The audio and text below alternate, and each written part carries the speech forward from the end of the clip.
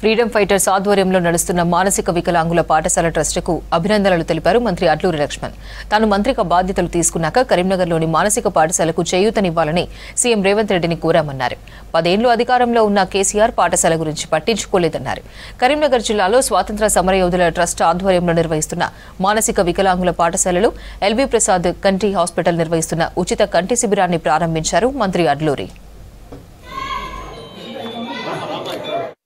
ఇది కూడా గొప్పగా ఆర్థికంగా ఎవరి మీద ఆధారపడకుండా గొప్పగా ముందుకు పోవాలని చెప్పేసి వారి తపన చూస్తుంటే మాకు నిజంగా ప్రజాప్రతినిధిగా మా బాధ్యత నిర్వర్తించాలని చెప్పి ఇప్పుడే మా గౌరవ శాసనసభ్యులు మా సత్యన్న చెప్పినట్టు రాష్ట్ర ప్రభుత్వం ద్వారా ఏ చిన్న అవకాశం ఉన్నా నేను ముఖ్యమంత్రి దృష్టికి నెక్స్ట్ మీటింగ్ అప్పుడు ప్రత్యేకంగా ఈ జిల్లాకు సంబంధించినటువంటి జిల్లా బిడ్డగా మీ అన్నగా తప్పకుండా ఆర్థికంగా ఏ విధంగా ప్రతి సంవత్సరం కొంచెం బడ్జెట్ పరంగా ఈ యొక్క ట్రస్ట్ పరంగా ఏదైతే సక్సెస్ఫుల్గా నడిపించి పిల్లలకు అన్ని విధాలు ఎప్పుడే వెళ్ళి మనం చూపెట్టారు. అక్కడ ఇస్తారాకులు, సర్ఫ్ తయారు చేయడం, అదేవిధంగా డాంబర్ బిల్లలు తయారు చేయడం, అనేక ఒకటి ఏదైతే వ్యక్తిగతంగా వాళ్ళు తయారు చేసేటువంటి చిన్న పరిశ్రమలు ఏర్పాటు చేసి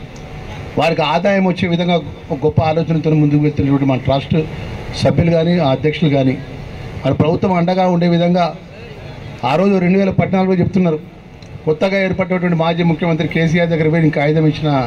లక్ష్మణ్ కుమార్ గారు కాగితం ఇస్తే ఒక మాట అన్నాడు మాజీ ముఖ్యమంత్రి, అన్నా వెంకన్నా నువ్వు మానవ సేవే మాధవ సేవ, గొప్ప సేవ చేస్తున్నావు, నీకు ఏదంటే అది ప్రభుత్వం తరఫున సహకారం చేస్తానని, కానీ అది కాగితాలకే పరిమితమైందని చెప్పి అంటున్నాడు. ఈరోజు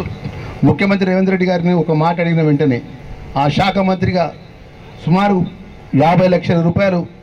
ఈ ప్రత్యేకమైన జీవో ద్వారా అంటే 18/8/2025 అంటే 18వ తారీఖు 50 లక్షల రూపాయలు నేరుగా మంజూరు చేసి వాళ్ళ అకౌంట్లో ఏదైతే స్వాతంత్ర సమరయోధుల యొక్క ట్రస్ట్ వారి యొక్క అకౌంట్లో డబ్బులు అకౌంట్లో జమ చేసినటువంటి ముఖ్యమంత్రి ఈ రాష్ట్రంలో ఉన్నారు అంటే